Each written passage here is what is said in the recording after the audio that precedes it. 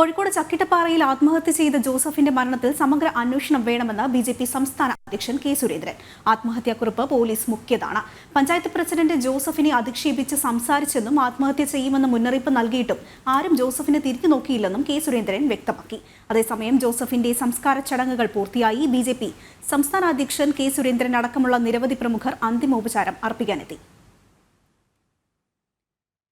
കൂടുതൽ വിവരങ്ങളുമായി ദിസ്ന സുരേഷ് ചേരുന്നുണ്ട്. ദിസ്ന, കൂടുതൽ വിവരങ്ങൾ. ആദ്ര, കെ സുരേന്ദ്രൻ അടക്കമുള്ള ആളുകളാണ് ജോസഫിന് അന്തിമോപചാരം അർപ്പിക്കുവാനെത്തിയത്. കെ സുരേന്ദ്രൻ പള്ളിയിലേക്കാണ് ജോസഫിന് അന്തിമോപചാരം അർപ്പിക്കുവാനെത്തിയത്. കെ സുരേന്ദ്രൻ പറഞ്ഞത് ചക്കിട്ടപ്പാറയില് ജോസഫിന്റെ മരണത്തിൽ സമഗ്രമായ അന്വേഷണം വേണം. പഞ്ചായത്ത് പ്രസിഡന്റ് മരിച്ച ആളെ അധിക്ഷേപിച്ച് സംസാരിക്കുകയാണ് ഉണ്ടായത്.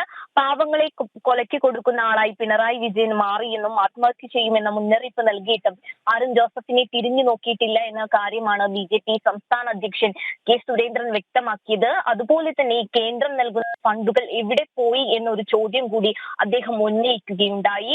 100 തൊഴിലുറപ്പ് ദിനങ്ങൾ അടക്കം കേന്ദ്രമാണ് അനുവദിക്കുന്നത്. ഈ കേന്ദ്ര ഫണ്ടുകളൊക്കെ തന്നെയും എവിടെയാണ് എത്തുന്നത് എന്നൊരു ചോദ്യം കെ സുരേന്ദ്രൻ മാധ്യമങ്ങളോട് വ്യക്തമാക്കുകയുണ്ടായി. എന്തായാലും ജോസഫിന്റെ സംസ്കാര ചടങ്ങുകൾ പൂർത്തിയായിരിക്കുകയാണ്. ജോസഫിന്റെ മരണവുമായി ബന്ധപ്പെട്ട് ഹൈക്കോടതി സ്വമേധിയാൽ ഈ വിഷയത്തിൽ കേസെടുത്തിട്ടുണ്ട്. ജോസഫിന് 3 പെൺമക്കളാണുള്ളത്. ഇതിൽ ഒരു പെൺകുട്ടി കിടപ്പ് രോഗിയാണ്. ജോസഫിന്റെയും ഈ കിടപ്പ് രോഗിയായ പെൺകുട്ടിയുടെയും ക്ഷേമ പെൻഷനുകളാണ് നിലവിൽ മുടങ്ങിയിരുന്നത്. 5 മാസമായി ഈ ക്ഷേമ പെൻഷനുകൾ മുടങ്ങിയിരുന്നു.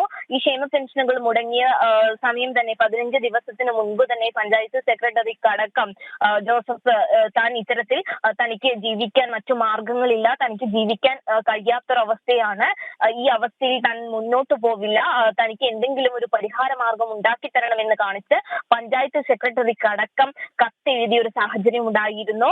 പക്ഷേ ഈ കത്തുകൾ ഒന്നും തന്നെ പരിഗണിക്കാത്ത ഒരു സാഹചര്യത്തിലാണ് ജോസഫിന് ഇത്തരത്തിൽ ആത്മഹത്യ ചെയ്യേണ്ട ഒരു അവസ്ഥയിലേക്ക് എത്തിയത്.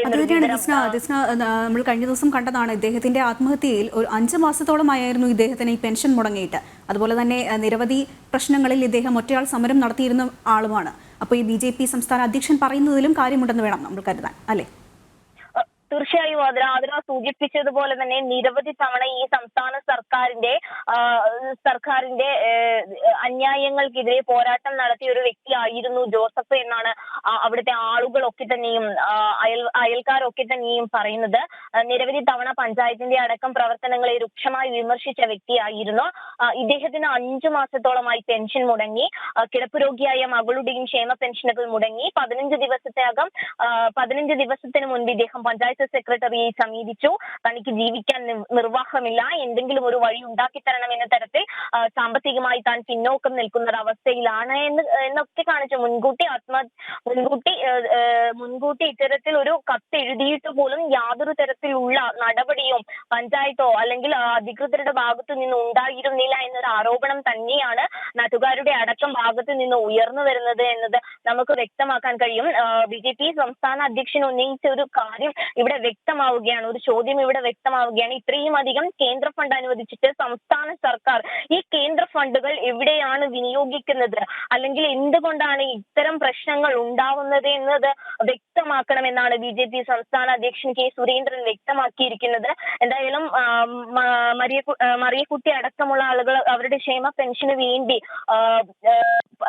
പിന്നെ പല വിധത്തിലുള്ള സമരമാർഗങ്ങളുമായി മുന്നോട്ട് വരുന്ന ഒരു കാഴ്ച നമ്മൾ കണ്ടു. ജോസഫും പോരാടിയിരുന്നു. അവസാനം പോരാട്ടം ഉപേക്ഷിച്ച് ജോസഫിന് ആത്മഹത്യ എന്നൊരു വഴി തിരഞ്ഞെടുക്കേണ്ട അവസ്ഥയിലേക്ക് ജോസഫ് എത്തുകയായിരുന്നു. എന്തായാലും ഭരണാധികാരികൾ തന്നെയാണ് ജോസഫിനെ ഈ ഒരു സാഹചര്യത്തിലേക്ക് നയിച്ചത് എന്ന് തന്നെ നമുക്ക് വ്യക്തമായി പറയാൻ കഴിയും. ആതിര. ശരി, കോഴിക്കോട് നിന്നും ദിസ്ന സുരേഷാണ് വിശദാംശങ്ങൾ